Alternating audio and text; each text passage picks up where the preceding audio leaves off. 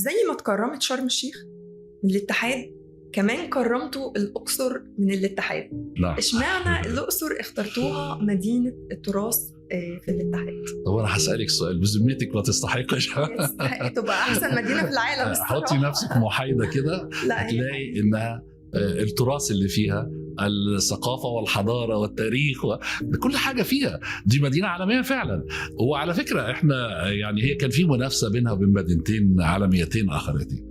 اللجنة ما قدرتش تصوت ولا صوت للمدينتين المدينة طبعا.